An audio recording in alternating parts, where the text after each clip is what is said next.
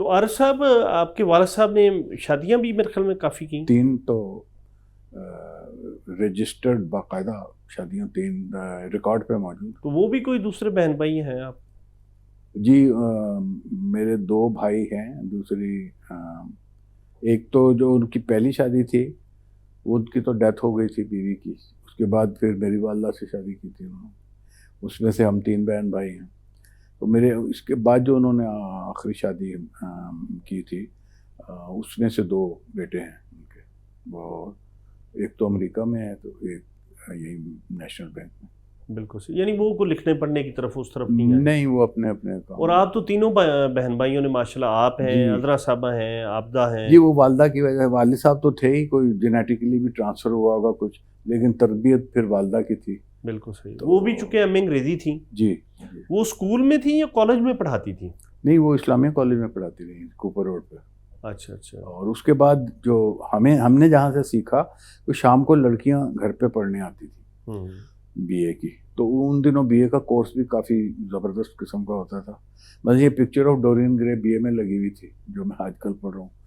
اور شیکسپیئر تھا. تو اس کا ایک جو پازیٹیو اثر مجھ پہ پڑا وہ یہ تھا کہ جب میں بہت چھوٹا یعنی امی کی گود میں بیٹھا ہوتا تھا تو لڑکیاں پڑھ رہی ہوتی تھیں ادھر ادھر. تو امی جو ان کو سمجھاتی تھی وہ کہانی مجھے بھی میرے کانوں میں مطلب یہ میکبتھ، ہیملیٹ، کنگ لیئر، یہ ساری کہانیاں مجھے پتہ تھی بہت بچپن میں کہ یہ ہوتا کیا ہے ان میں، کیونکہ امی جب سمجھاتی تھی میں بھی سنتا تھا. تو اس لیے وہ بنیاد تو وہیں سے پڑ گئی تھی ادب سے شوق کی.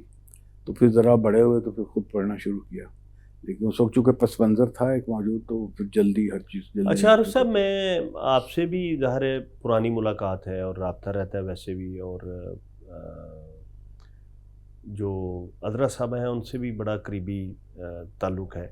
تو آپ دونوں کے مزاج میں بڑا ٹھہراؤ اور ایک وہ نفاست کا سلسلہ ہے. تو یہ as compared to who نہیں، میں یہ کہنا چاہ رہا ہوں کہ یہ والدہ کی طرف سے ایسی طبیعت آپ نے پائی یا والد کی طرف سے؟ چونکہ والد کی آپ کی جو جرنلسٹک جو میں اپروچ سمجھتا ہوں کہ وہ تھوڑے یعنی پارا صفت تھے. ہاں وہ تو فائری بڑے آتش صفت جی جی جی انسان تھے. تو ہاں والدہ ہماری خاموش طبع اور ذرا ٹھہراؤ مزاج میں ٹھہراؤ تھا. جی جی. وہ ہو سکتا ہے وہیں سے یہ اثر آیا ہو. بالکل صحیح. اچھا اس کے بعد ریڈیو میں جو ریڈیو کے 3 سال تھے وہ کیسے آپ ان کو اگر بیان کریں تو کیسے بیان کریں گے؟ دیکھیے وہ چونکہ میری پہلی نوکری تھی اور اصل میں مجھے شوق جو تھا نا شروع سے وہ تھا ٹیلی ویژن میں جانے کا. تو ٹیلی ویژن میں کوئی مجھے راستہ نہیں مل رہا تھا نہ کوئی. تو یہ شوق کیوں تھا؟ وہ کوئی ویژول آرٹس کا وہ فلم کی وجہ سے پیدا ہوا تھا. کیونکہ ہمارے گھر میں چونکہ والد صاحب ایڈیٹر تھے احسان اخبار کے، تو سارے لاہور کے سب اخبار اور کراچی کے سب اخبار، صبح لاہور کے اخباروں کا سیٹ آتا تھا جس میں کوئی 8-9 اخبار ہوتے تھے، اور شام کو کراچی سے 4-5 اخباروں کا سیٹ آتا. تو ہر روز ہمارے گھر میں کوئی 13 اخبار ڈیلی آتے تھے، اور ایک ہفتے میں اتنا ڈھیر ردی کا بن جاتا. اس ردی پہ میرا قبضہ تھا، میں وہ بیچ کے تو فلم دیکھتا تھا، اور یہ کئی سال سلسلہ چلتا رہا. وہ ایک دن کیا ہوا کہ والد صاحب نے پاکستان ٹائمز کے کسی اداریے پہ کوئی نشان لگائے ہوئے تھے، کوئی تبصرہ کرنا ہوگا یا کوئی جواب دینا ہوگا یا پتہ نہیں. وہ اخبار ردی میں بک گیا. اب وہ والد صاحب ڈھونڈ رہے ہیں، اخبار ہی نہیں مل رہا. خیر جب پتہ چلا کہ یہ کوئی میری کارستانی ہے مجھے مار پڑی بہت، اور انہوں نے کہا کہ اب تمہاری بچت اسی میں ہے کہ جا کے وہ اخبار لے آؤ. اب اگر میں اخبار لاتا ہوں تو ایک طرح سے اعتراف کرتا ہوں کہ میں نے بیچا، وہ اعتراف میں کرنا نہیں چاہتا، میں مار کھاتا گیا، اعتراف نہیں کیا. خیر بعد میں اس کے بعد کیا ہوا کہ وہ اچانک والد صاحب کا رویہ اگلے دن بدل گیا. وہ مجھے لگتا تھا کہ یہ کئی ہفتے میری سزا چلے گی جب تک میں مانوں گا نہیں، لیکن وہ اگلے دن ہی انہوں نے وہ سزا کا سلسلہ ختم کر دیا اور نارمل زندگی شروع ہو گئی. اس کی وجہ مجھے سمجھ میں نہیں آئی. برسوں کے بعد وہ جس دکان پہ میں ردی بیچتا تھا وہ مجھے ملا، بلکہ یہ کوئی 5-6 سال پہلے کا واقعہ. تو مجھے تو پتہ نہیں تھا کہ وہ زندہ بھی ہے. وہ اتفاق سے وہاں میں گیا اس علاقے میں، اس سے ملاقات ہو گئی. خیر پرانی باتیں یاد کرتے رہے. اس نے مجھے بتایا، ریاض اس کا نام تھا دکاندار، وہ ریاض نے مجھے بتایا کہ تمہاری والدہ اگلے دن آئی تھی میرے پاس، کیونکہ انہیں شک تھا کہ یہی دکان ہے محلے میں، یہیں پہ بیچتا ہوگا. اور انہوں نے کہا کہ وہ اس طرح ایک اخبار ہے انگلش کا، تو اس میں دیکھو. کہتے ہم نے پھر وہ سارا جو میرے پاس ردی وہ اخبار مل گیا. وہ اخبار والد صاحب کو پہنچا تو ان کی تسلی ہوئی، تب میری جان انہیں سمجھ آ گئی کہ گھر سے مل گیا. ہاں بس وہ وہاں پہ مطلب معاملہ رفع دفع ہو گیا. بالکل. لیکن یہ امی نے مجھے نہیں بتایا، بالکل صحیح. یہ مجھے دکاندار نے کئی برس کے بعد مجھے پتہ چلی یہ بات. تو میری بچت وہیں، یہ فلم تھی اسٹریٹ 77، 1950s کی بات ہے. تو وہ ہماری بلڈنگ کے پچھواڑے میں وہ شوٹنگ ہو رہی تھی. تو پہلی دفعہ میں نے کیمرہ دیکھا، اور میں نے کیمرہ مین دیکھا، اور لائٹ مین دیکھے، اور لائٹیں دیکھی. تو مجھے پہلی دفعہ پتہ چلا کہ فلم اس طرح بنتی ہے. پھر مجھے اشتیاق ہوا کہ یہ اسٹوڈیو میں جا کے دیکھنا چاہیے کس طرح بنتی ہے. تو اسٹوڈیو میں چلا جاتا تھا، لیکن اندر نہیں گھسنے دیتا تھا چوکیدار. تو پھر یہ تھا کہ اس وقت کھیت تھے ارد گرد، یہ جو شاہ نور اسٹوڈیو اس کے ارد گرد کھیت تھے. تو ان کھیتوں میں پنجابی فلموں کی شوٹنگیں عام طور پہ ہوتی رہتی. تو پھر جب اندر کوئی گھسنے نہیں دیتا تھا تو میں باہر کھیتوں میں شوٹنگ دیتا رہتا تھا. ایک دن کیا ہوا کہ اسی طرح گیٹ میں گھسنے کی کوشش کر رہا تھا، ناکام ہو گیا. تو اندر سے ایک ٹیم نکلی ساز و سامان کے ساتھ، بڑے سے ٹرک میں انہوں نے سامان بھرا ہوا، پیچھے ان کے 2-3 جیپیں، ان کا پورا قافلہ.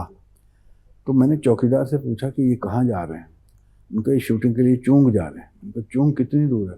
تو وہ اردو اسپیکنگ تھا، اس نے اپنے انداز میں کہا کہ 9 میل، یعنی 9 مائل. میں نے سمجھے کہہ رہا 2 میل. تو میں 2 میل سمجھ کے تو پیدل چل پڑا تھا اس قافلے کے پیچھے. وہ 2 میل گزر گئے، 3 میل، 4 میل، 5 میل.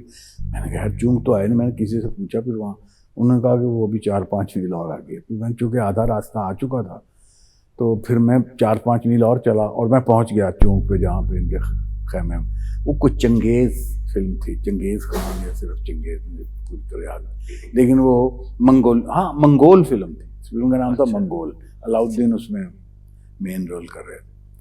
تو جب تک میں پہنچا تو وہ وائنڈ اپ ہو رہا تھا اس وقت. تو لیکن وہ ایڈونچر بڑا ہوا، 15 میل پہ تھے. اب اس کے بعد واپس بھی آنا تھا. اب واپس آنے کے لیے وہ میرے پاس پیسے نہیں تھے. وہ بس کا 2.5-3 آنے ان دنوں کرایہ لگتا تھا، وہ 2.5-3 آنے ہی تھے میرے پاس.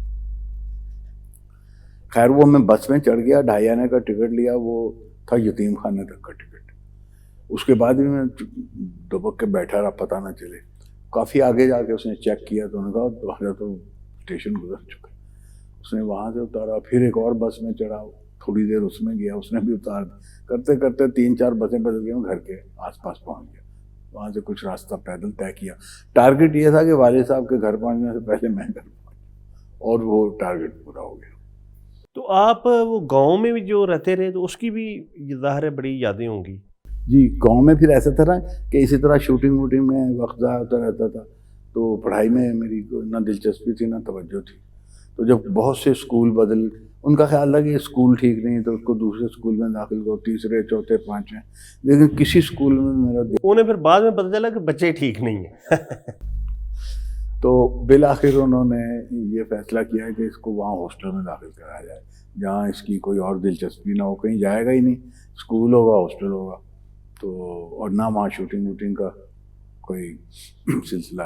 تو پھر وہ شرف پور کے ہاسٹل میں مجھے داخل کرا دیا. اور پھر وہاں سے میں پڑھائی کا صحیح، یعنی سیریس پڑھائی میری وہیں سے شروع ہوئی 8ویں جماعت سے. نہیں میں کہہ رہا ہوں کہ وہ میں چونکہ عذرا صاحبہ کے پڑھ چکا ہوں خود نوشت میں کہ وہ گاؤں میں بھی رہتی رہیں، تو ایک یہ بڑا ڈفرینٹ تجربہ ہوتا ہے نا کہ آپ پیورلی ایک گنگا رام مینشن میں بھی رہیں، یا وہاں لاہور شہر کے بالکل مار روڈ پہ بھی رہیں اور گاؤں میں بھی رہیں. تو اس کو دونوں کو زندگیوں کو، اس زمانے کی زندگیوں کو کیسے کمپیریزن کریں گے؟ دیکھیے گاؤں جو تھا نا وہ ہمارے لیے ایک تفریحی جگہ تھی. ہم نے کبھی بھی گاؤں کی رہتل کا حصہ نہیں ہم بنے. مطلب میں نے کھیت میں جا کر نہیں چلایا، نہ کبھی پانی دیا وہاں، نہ کبھی ریہٹ پہ بیٹھا، نہ بیلوں کو ہانکا. یہ کام تو سارے مزارین کرتے تھے. تو ہم تو جب جاتے تھے گاؤں تو جیسے کوئی تفریح کرنے کے لیے کہیں جاتا، جو میرے پرونے آئے ہیں وہ پرونے کے طور پہ جاتے تھے اور وہاں کوئی ساگ واگ کھا کے یا کوئی لسی وسی پی کے آ جاتے تھے. تو گاؤں کی رہتل کا حصہ ہم کبھی بھی نہیں بنے. اور جب میں بھی گیا ہوں تو میں تو گاؤں میں تھا، میں تو ہاسٹل میں رہتا تھا. تو گاؤں جاتا تھا میں سنڈے کو، کوئی اپنا راشن واشن لینے یا کوئی پیسے ویسے لینے یا ویسے سیر ویر کرنے. تو بس گاؤں سے ہمارا تعلق ایک تفریحی قسم کا تھا، کوئی اس گاؤں کی زندگی سے جڑے ہوئے نہیں تھے.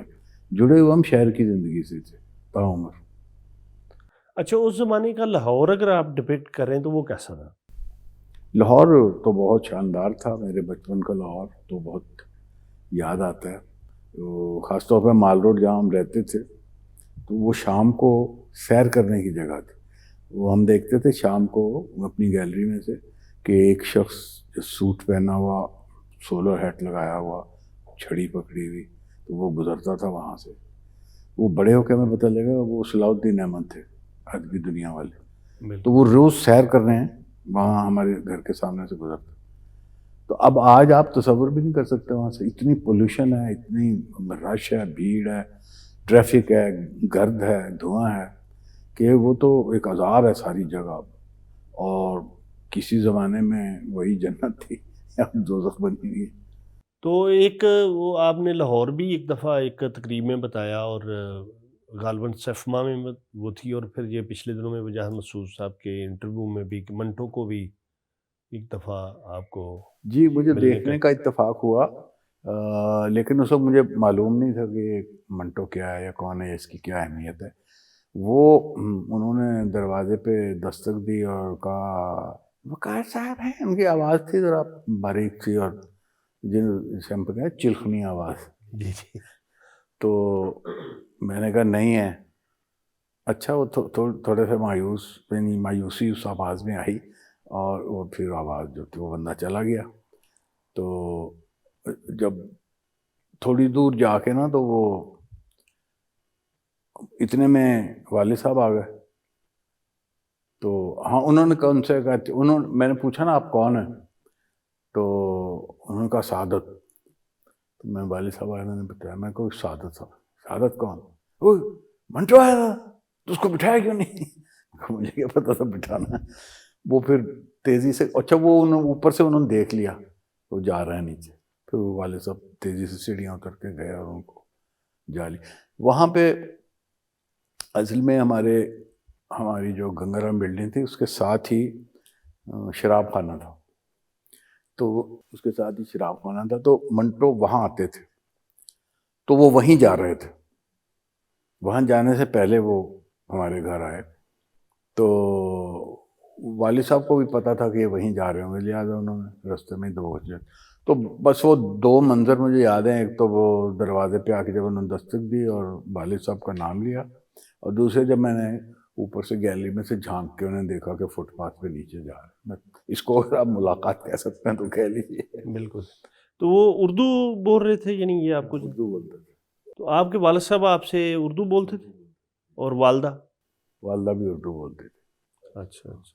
صرف جب ماموں آتے تھے نا تو ماموں اور امی یہ لوگ پنجابی بولتے تھے آپس میں. تو وہ ہمیں حیرت ہوتی تھی کہ ہمارے ساتھ اردو بولتے ہیں، آپس میں پنجابی بولتے ہیں. تو وہ پھر پتہ لگا یہ اسی طرح کا کلچر شہروں میں ڈیولپ ہو رہا ہے کہ بچوں کے ساتھ جس طرح آج کل انگلش بولتے ہیں بچوں کے ساتھ، تو اس وقت اردو بولی جاتی تھی. بلکہ میں جن محلے کے جن بچوں کے ساتھ میں کھیلتا تھا تو وہاں ہم بچوں کے ساتھ تو پنجابی بولتے تھے. تو ایک دن وہ بچے کھیلتے کھیلتے نا میرے ساتھ اوپر آ گئے. تو اوپر آ کے انہوں نے دیکھا کہ یہ تو آپس میں کچھ اور. تو تھوڑی دیر تو حیرت سے دیکھتے رہے. جب میں ان کے ساتھ واپس کھیلنے کے لیے باہر آیا تو مجھے ایک بچہ کہتا اے تسی بھئیے ہوندے ہو. مجھے اس وقت بھئیے کا بھی نہیں پتا تھا کیا.